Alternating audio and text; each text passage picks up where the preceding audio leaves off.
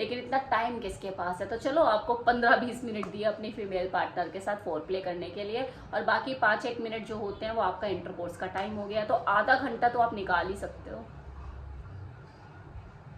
अगर बढ़िया से फोर प्ले कर देते हो, मतलब क्लिटोरिस में आपकी मास्टरी है, आप अच्छे से सेंसिटिविटी क्रिएट करना जानते हो, ऑर्गेज़म दिलाना जानते हो, तो इतना टाइम भी काफ़ी है।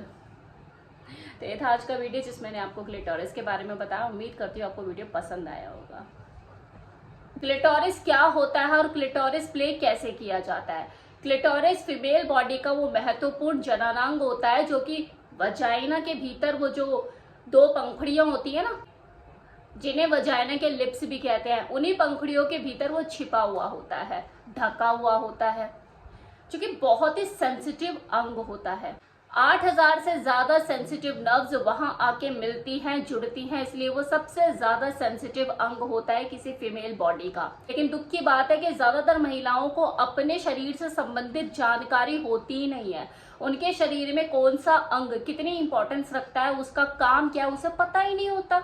उन्हें अगर सर्दी जुकाम बुखार हो या कैंसर जैसी ऐसी कोई गंभीर बीमारी हो तब तो उनका ध्यान रखा जाएगा, लेकिन उनके निजी अंगों से रिलेटेड अगर कोई समस्या है तो उन्हें अक्सर नजरअंदाज किया जाता है, उसके ऊपर बात नहीं की जाती।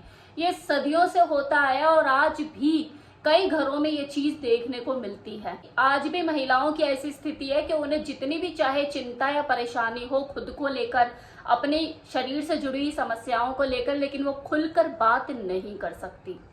किससे करे? बाय चांस अगर डॉक्टर के पास वो पहुंच भी जाए अपनी समस्या को लेके, तो डॉक्टर उसके किस अंग के बारे में उसको समझाना चाह रही है उसको समझ ही नहीं होती, क्योंकि बेसिक इंफॉर्मेशन ही उसके पास नहीं होती कि उसकी बॉडी में कौन सा अंग किस लिए है, किस वजह से है और उसका क्या यूज है। यूरिन इन्फेक्शन तक के बारे में उनको नहीं पता होता कि पेशाब में अगर जलन उनके हो रही है तो क्यों हो रही है, इसके पीछे की वजह क्या है। खुद को ही जिम्मेवार मानना, हाँ मैंने कुछ खा लिया होगा, कुछ मिर्ची वाला खा लिया होगा इसलिए शायद हो रहा है, इस तक तो वो पहुंच ही नहीं पाती कि क्या पता है कि यूरिन इन्फेक्शन उसके पार्टनर की देन हो, उससे उसको ये इन्फेक्शन हो गया हो, उसके गंदे पीनस की वजह से, उसकी हाइजीन मेंटेन ना होने की वजह से उसको ये इन्फेक्शन हो गया हो, पता ही नहीं होता उन्हें। चलिए अब बात कर लेते हैं क्लिटोरिस के बारे में, जो कि बहुत ही सेंसिटिव बॉडी पार्ट होता है फीमेल बॉडी का। ये मटर के दाने जैसा दिखता है, एक छोटा सा स्किन का टुकड़ा जैसा लगता है, जो यूरेथ्रा के मतलब जो पेशाब जहां से पास आउट होता है उसके बिल्कुल ऊपर स्थित होता है। अगर किसी फीमेल को अपनी बॉडी की एनाटॉमी नहीं पता तो उसके लिए इसे खोजना थोड़ा सा मुश्किल हो सकता है। अब इसका शरीर में क्या रोल है, ये फीमेल बॉडी में किस लिए काम करता है, तो ये एक प्लेजर पॉइंट है किसी फीमेल बॉडी का। इसकी संरचना बॉडी में आनंद उठाने के लिए हुई है, आनंद महसूस करने के लिए हुई है। सेक्स के दौरान ये प्लेजर बढ़ाने का काम करता है, ये प्लेजर पॉइंट होता है किसी फीमेल बॉडी का। जब उसका मेल पार्टनर इसको स्टिमुलेट करता है, इसके साथ प्ले करता है, चाहे वो फिंगर का यूज करे चाहे वो टंग से प्ले करे, उसके अंदर बहुत ज्यादा उत्तेजना, वो सेंसिटिविटी क्रिएट होती है। क्यों होती है? जैसा कि मैंने आपको अभी स्टार्टिंग में ही बताया कि 8000 से ज्यादा सेंसिटिव नर्व्स का वहां पे संगम होता है, मिलती हैं। तो जब उन नसों में वो करंट दौड़ता है तो उसको सेक्स में मजा आता है, उसे वो आनंद महसूस होता है। और आप जानते हैं 75% फीमेल को वजाइनल पेनिट्रेशन से ऑर्गेजम नहीं मिलता।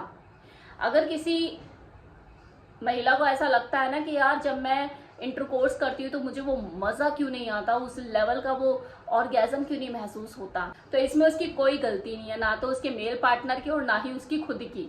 भाई ये बहुत नॉर्मल सी चीज है।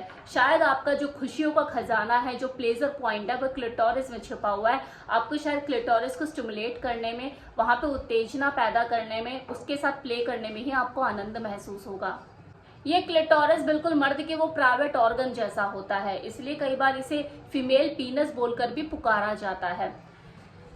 फर्क सिर्फ इतना होता है कि जितना छोटा दिखाई देता है ना बाहर से, उतना होता नहीं है। इसका ज्यादातर हिस्सा स्किन के अंदर छिपा हुआ होता है, बाहर से ये भले ही छोटा दिखाई देता है आकार में।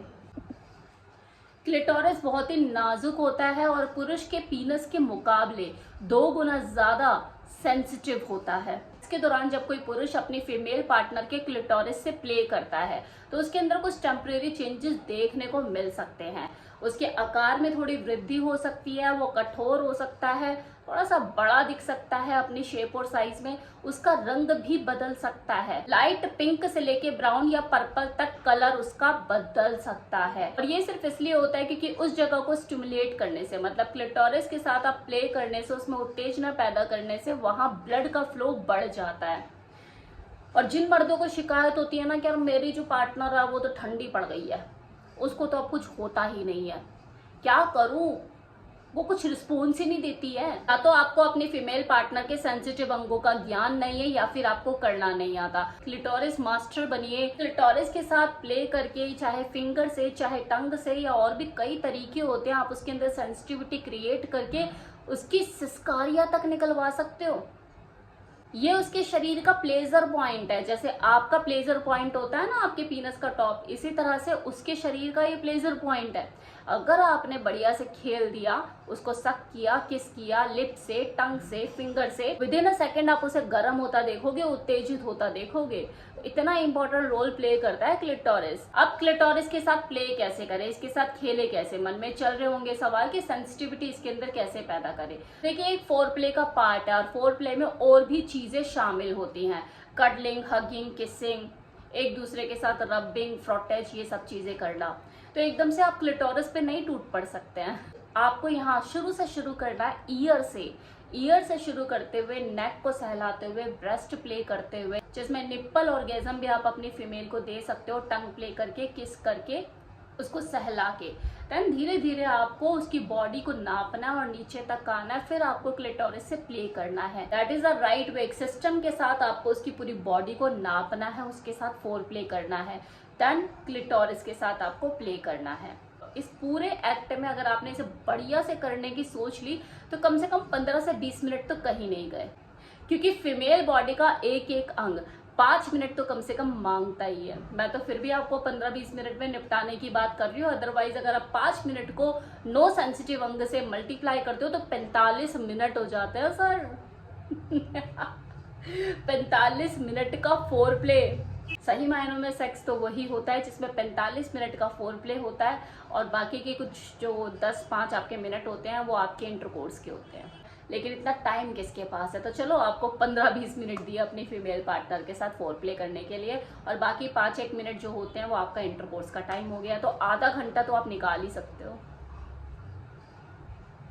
अगर बढ़िया से फोर प्ले कर देते हो, मतलब क्लिटोरिस में आपकी मास्टरी है, आप अच्छे से सेंसिटिविटी क्रिएट करना जानते हो, ऑर्गेज़म दिलाना जानते हो, तो इतना टाइम भी काफ़ी है। तो ये था आज का वीडियो जिसमें मैंने आपको क्लिटोरिस के बारे में बताया। उम्मीद करती हूँ आपको वीडियो पसंद आया होगा।